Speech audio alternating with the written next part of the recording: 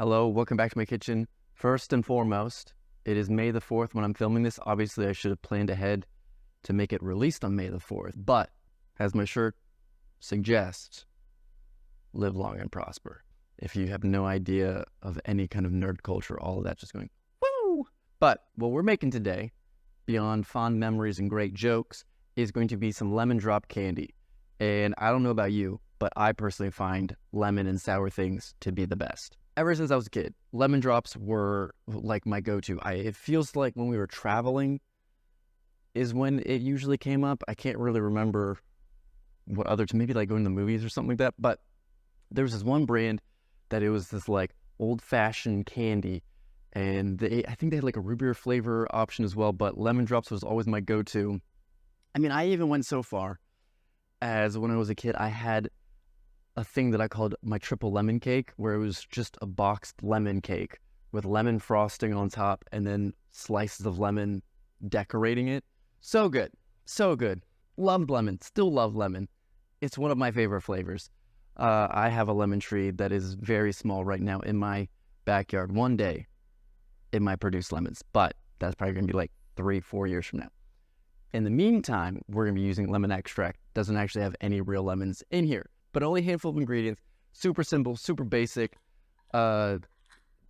Slightly stuck together because I probably put them in when they were still a bit warm, so they might have kind of fused a little bit. Or humidity in my house is high enough that there is enough moisture in there to melt the sugar. But they are kind of sugar coated at the end, so they should break apart. I mean, this one has already broken apart a little bit while I've been handling it just now.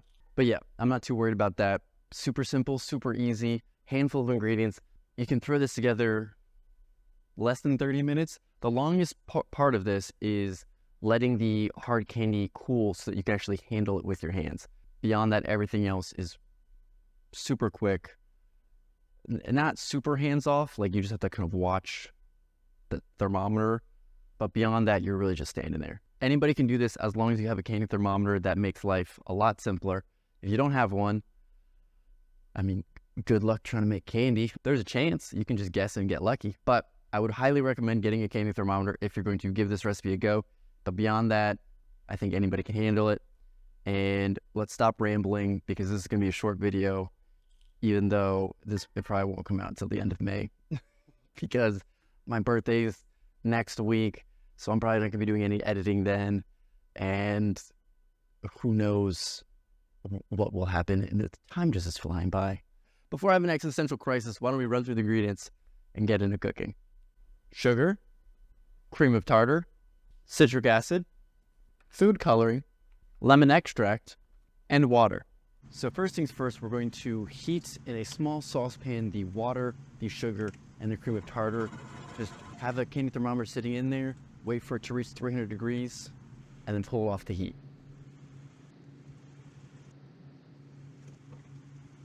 Now, immediately after removing it from heat, we're going to pour it out onto a silicone mat and then mix in the food coloring, the citric acid, as well as the lemon extract, using a spatula to kind of mix it up because right now it's going to be too hot to handle with your hands.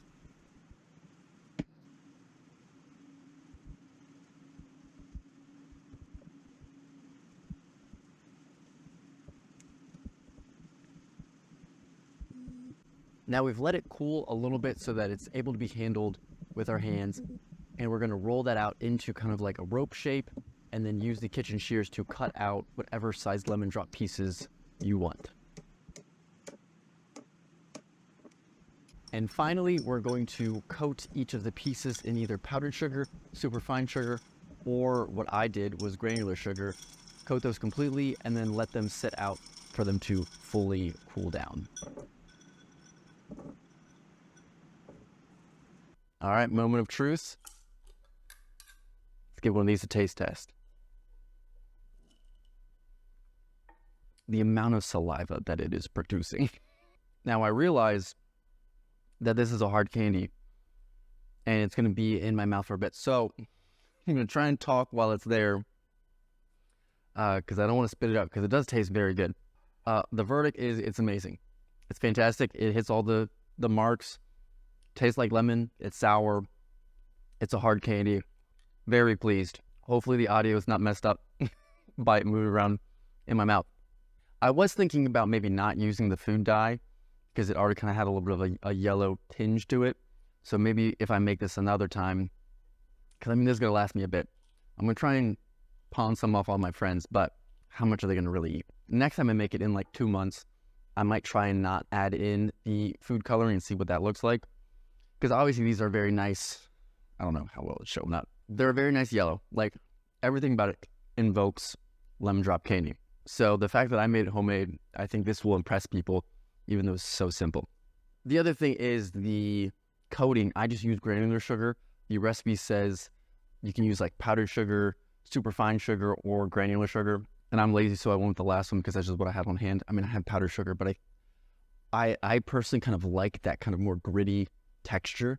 Now, if you wanted the super fine, which is a bit of like the in-between powdered and granular, and you don't have it at the store, because I don't think my store had it. Maybe I just didn't look hard enough. But you can throw some granular sugar into a food processor, probably also a blender. Just kind of blend it up a little bit. You're just breaking down those crystals to be a little bit smaller. And then use that. The kind of grittiness of this, I personally just find very satisfying because you have that texture and then it quickly dissolves and just becomes smooth. And something about that contrast to me, just, I like it. I don't know. But I mean, really, there's not much more to say. It nails it. It's so good, so simple. Didn't take a whole lot of time. Anybody can do it. And now I have some nice candies that I'll probably share with friends this weekend because I'm going to be like playing tennis and some other things. So I'll probably take these with me and be like, hey, you want to try some homemade candy? Just don't do that from a white van. You will get arrested. But yeah, I don't think there's anything more. I mean, I was kind of expecting the lemon extract, because I've never really used lemon extract before, to like be extremely strong.